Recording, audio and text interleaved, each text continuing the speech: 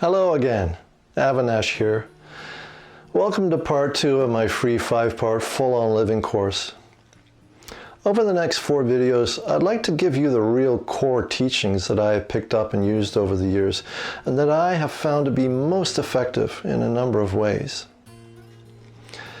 Nowadays, both the words meditation and mindfulness are quite common, but when I was first learning about meditation almost 40 years ago, you were prone to receive a sideways glance and a shrug if you were to mention you were a meditation practitioner. So there was definitely a stigma attached to the practice at that time, particularly in North America, as it was definitely not commonplace. But now there is so much information out there that the whole process of meditation and mindfulness can be very confusing. Also, it's kind of like anyone with even a basic understanding of the practice can, if they're so inclined, turn it into a form of exploitation through their attempts at hustling people in order to sell their latest, greatest meditation technique bundle, or whatever. From my point of view, the best teachings that have been imparted with regard to learning meditation have come from Shakyamuni Buddha himself. Very simple, and if practiced consistently, very effective. And one of the original methods taught by the Buddha was to keep bringing one's attention back over and over again to the simple process of breathing. Our breath is ever present. What could be better for a subject of targeted awareness?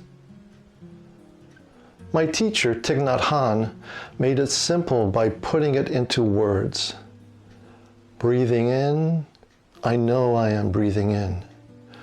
Breathing out, I know I am breathing out. Simple, right?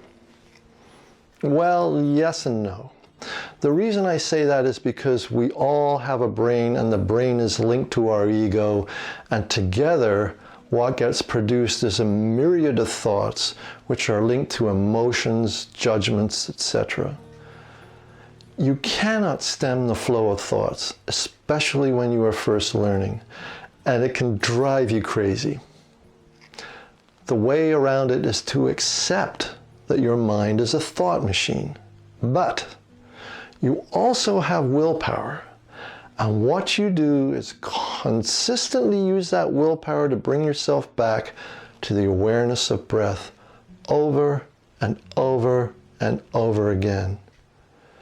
And after consistent practice over some time, you will notice that there will be more and more space around your focus, and that the thoughts will have a kind of buffer around them so that they are not so intrusive anymore. The first time you notice this subtle shift, you will know that you are starting to obtain the fruits of the practice that will eventually permeate into all aspects of your life.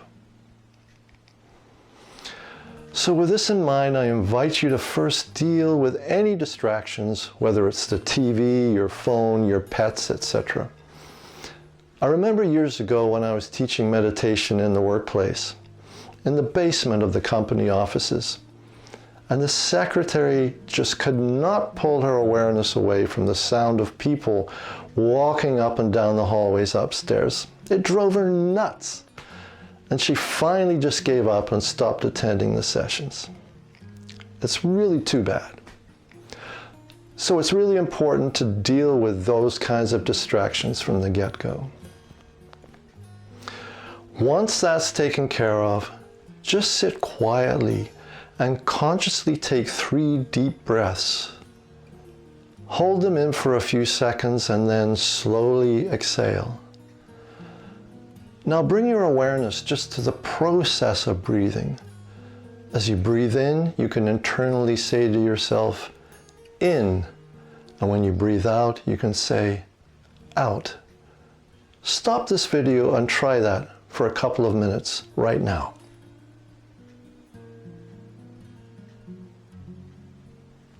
So how does that feel? Could you keep your awareness on the breath cycle, or were you inundated with thoughts? Either way, you're on the path. Now when you breathe in, say to yourself, deep, followed by slow as you breathe out. These words are the short forms of what are called gathas, a gatha being a verse mentally recited in rhythm with the breath as part of mindfulness practice. Continue this practice for between 10 to 20 minutes initially. Once again, don't let intrusive thoughts derail you from the practice. Just notice the thought and then use your will to bring your attention back to the breath over and over again. In the next video, we'll go a little bit deeper into the whole mystery of thoughts and ego versus the true self. Thank you so much for watching. See you next time. Peace and love.